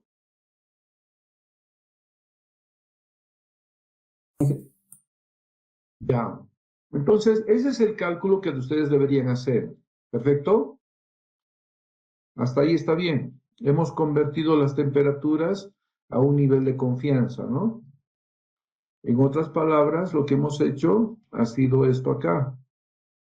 Les voy a hacer recuerdo de lo que hemos visto. Esto es lo que han hecho ustedes en este momento. Han agarrado la media, han utilizado el más porque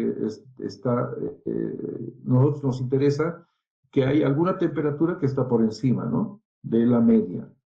En cambio, si todas las temperaturas fueran 32, mi desviación estándar sería 0. Por lo tanto, al 50% de confiabilidad va a ser el mismo valor de la media, ¿no? Porque todas están en el 32, pero si yo tengo datos variables y tengo un valor así, obviamente que va a haber una temperatura que está por encima de la media. De hecho, ustedes lo pueden comprobar. En esa semana que ustedes han sacado la media, van a encontrar que un dato está por encima de la media. Entonces, por eso que nosotros utilizamos el 98% de nivel de confianza, y con lo que nos interesa el lado positivo, por eso lo sumamos, ¿no? En cambio, al lado negativo, agarramos el -1, y en este caso hemos agarrado menos 5 como desviación estándar, y habríamos agarrado un valor menor al -1. ¿Está bien? Entonces, vámonos aquí. Ahora, utilizando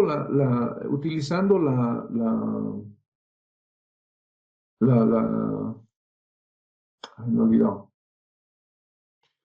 Utilizando la formulita de desviación estándar, perdón, han bajado el chapter 5, ¿no es cierto? Esas fórmulas.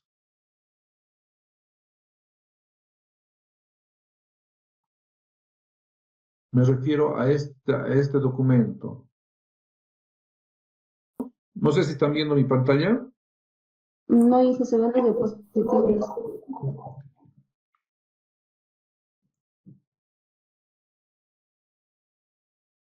Sí, hijo. Se ve.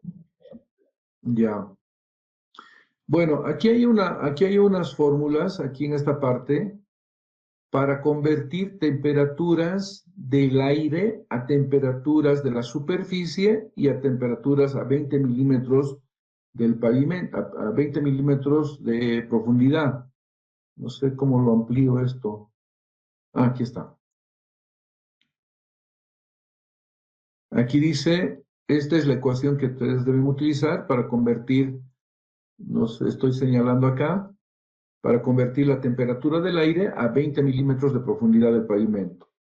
Y como verán acá, van a utilizar la temperatura del aire, ya convertida al 98% de confiabilidad, y además van a utilizar la latitud, ¿ya? Esto para las temperaturas máximas.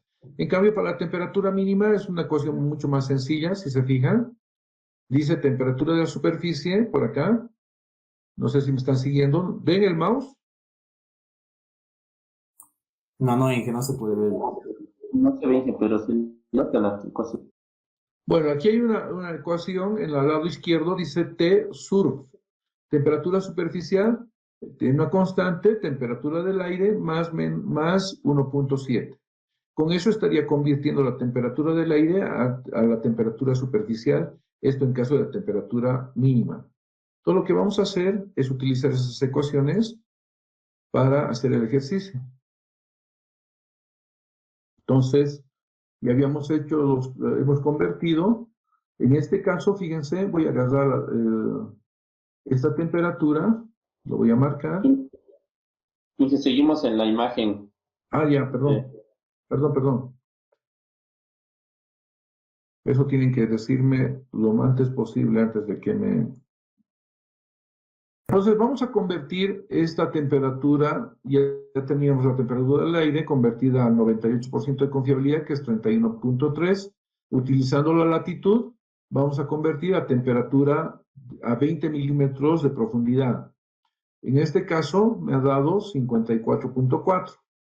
Hagan ustedes su cálculo.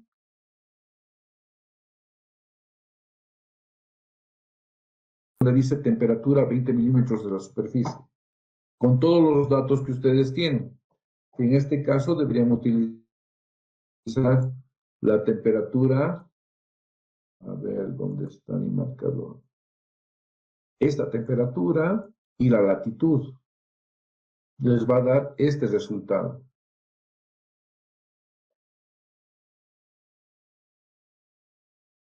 Ya lo tienen con sus datos, ¿no? Sí, jefe. Ya. Ahora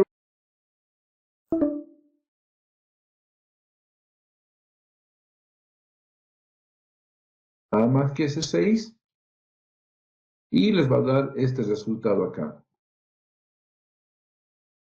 En mi caso me ha dado 3.5.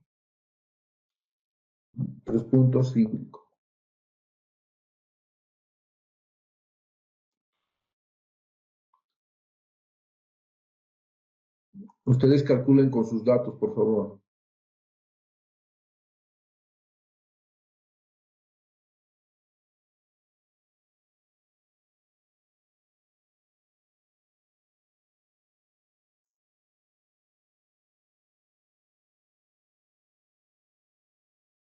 Entonces, yo debería tener un PG 54.4 menos 3.5. Yo no puedo pedir a un proveedor ese tipo de cemento asfáltico. ¿Por qué no puedo pedir? Porque ya se han determinado unos tipos de cemento asfáltico comerciales. Entonces, en este caso yo debo utilizar esta planillita y debo determinar, si yo tenía 54, ¿qué valor debería adoptar de PG para la temperatura máxima? 58, jefe. 58. Perfecto. Muy bien. Entonces yo debería tomar el valor de PG, en este caso, 58. Para mi temperatura baja, ¿qué valor debería tomar? Aquí es menos 3.5. Menos 10. Menos 16. 16. Menos Bueno, 16. a ver, defina, ¿menos 10 o menos 16? Menos 16. Menos 16. Menos 16, ¿no? Les he dicho que no existe el menos 10 justo en esta temperatura. Por lo tanto, el PG preliminar que voy a adoptar, utilizando la tabla comercial, va a ser el 58 menos 16, no va a ser menos 10. Ya aquí está mal. Esto está mal. Aquí debería ser 58 menos 16. ¿Está bien? Ya. Entonces, estos datos son los que hemos publicado en nuestro proyecto de grado hasta aquí. Estos son los PGs preliminares, apoyados en la planillita comercial que tenemos. Lo que ven aquí es PG preliminar. A este PG preliminar lo que nosotros debemos hacer es hacer unos ajustes. Por ejemplo, voy a hacer los ajustes, que ustedes ya saben cuáles son los ajustes, pero se los voy a recordar, lo que está por acá. ¿Dónde están los ajustes? Aquí. Hay que hacer ajustes por velocidad. Dice, aumentamos un grado PG si mi velocidad es menor a 90. Aumentamos un grado PG si está entre mis aplicaciones de carga, expresado en X equivalentes, entre 10 a 30 millones, aumentamos un grado PG o 6 grados centígrados a la temperatura máxima siempre. Y si está por encima de los 30 millones de X equivalentes, voy a aumentar 2 grados PG. ¿Ya?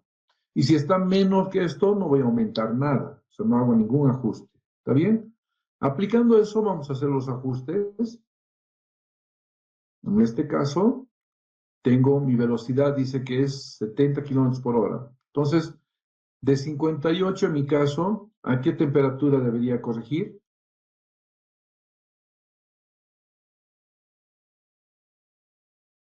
64. La máxima corrijo a 64. ¿Y la mínima a cuánto? Menos 10, ingeniero. 10. Ahora menos 10, ¿no? Porque está próximo al valor que he calculado, que es menos 35, menos 3.5, ¿no? Entonces, por lo tanto, mi primer ajuste siempre va a ser el ajuste a la temperatura máxima. Y la temperatura mínima me tengo que guiar por los grados comerciales que tengo aquí para temperaturas bajas. Por lo tanto, teniendo una velocidad de 70 kilómetros por hora, mi PG ajustado va a ser 64 menos 10, que es este aquí. Pero ¿qué pasa si mi cantidad de X equivalentes es igual a 12 millones? 12 millones de X equivalentes. ¿Cuántos grados PG aumento o cuántos grados centígrados? O no aumento. A ver, ustedes díganme. 1 grado PG, ingeniero. 1 grado PG. En este caso sería igual a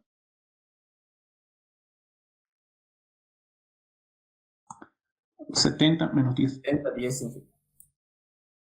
Entonces, agarro 70 y me voy a guiar por lo comercial y además me voy a guiar por el dato ya calculado, ¿no? Menos 3. Entonces, por lo tanto, mi PG ajustado va a ser 70 menos 10.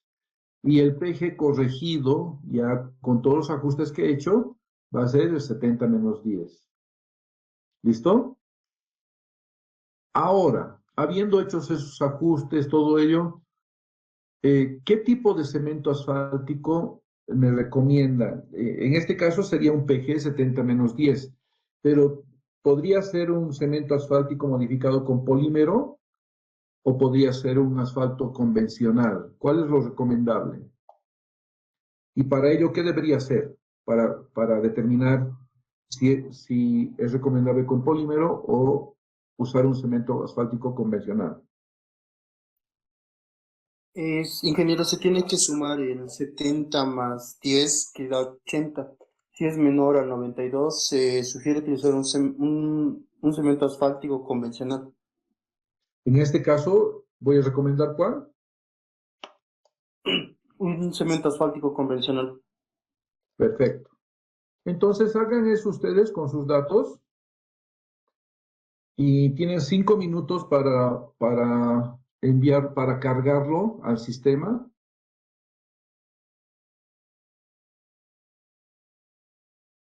A partir de ahora. Ya en la tarea, por si acaso. Ay. Para cada grupo, ¿no? Hemos puesto para los grupos. Por grupos, no me acuerdo muy bien. Pero véanlo. Ingeniero, ¿una foto de la hoja o cómo, ingeniero? Claro, una foto de la hoja. Saquen un PDF y lo cargan, por favor. Donde dice en clases. Ingeniero, No sé si ¿podría ponerlo en grande esa parte de la diapositiva, por favor? máximo.